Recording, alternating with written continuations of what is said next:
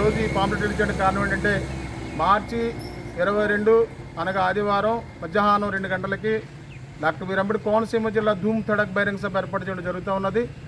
దీనికి ఎమ్మెల్యేలు, ఎంపీలు, ఎక్స్ఎమ్మెల్యేలు, ఎక్స్ఎంపీలు, అలాగే ఈ కార్యక్రమానికి పివి సునీల్ కుమార్ డీజీపీ గారు, జడా శ్రవణ్ కుమార్ జడ్జి గారు, కలెక్టర్ విజయ్ కుమార్ గారు, జీవి హర్ష్ కుమార్ గారు, నైనల కృష్ణారావు గారు మరి కొంతమంది విచ్చేస్తున్నారు కనుక ఈ సభను విజయవంతం చేయాలని మీ అందరినీ కోరుతూ దీని ప్రత్యేకమైన ఎందుకు ఈ బహిరంగ సభ ఏర్పాటు చేయాలంటే కరెంట్ సీనియర్పై డాక్టర్ బాబాసాహెబ్ అంబేద్కర్ ఫోటో పెట్టాలి, పాఠ్యాంశాలు అంబేద్కర్ జీవిత చరిత్ర చేర్చాలి, మొట్టమొదట ఉపాధ్యాయులైనటువంటి సావిత్రిబాయి పూలే గారి భార్య నటు సావిత్రిబాయి గారి ఉపాధ్యాయ దినోత్సవంగా ప్రకటించాలి, నిరుద్యోగులకు 10,000 రూపాయలు వృత్తి కల్పించాలి, అలాగే ఎస్టీలకి 25% రిజర్వేషన్ పెంచాలి, ఎస్టీలకి 15% పెంచాలి, బీసీలు 40% పెంచాలనే ఉద్దేశంతో ఇది ఏర్పాటు చేయడం జరుగుతుంది. అలాగే అవుట్సోర్సింగ్ విధానాన్ని కాంట్రాక్ట్ విధాన్ని పూర్తిగా రద్దు చేయాలి.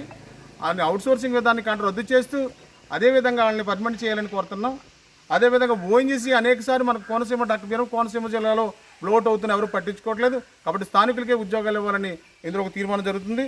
అలాగే కోనసీమలో డాక్టర్ బాబాసాహెబ్ అంబేద్కర్ జిల్లా వచ్చిన కాడ నుంచి ఈ కొబ్బరి రైతులకు సరైన గిట్టుబాటు ధర లేదు. కాబట్టి ఇక్కడ కొబ్బరి పరిశ్రమ ఏర్పాటు చేసి దానికి గిట్టుబాటు ధర కూడా ఇవ్వాలని కోరుతా ఉన్నాం.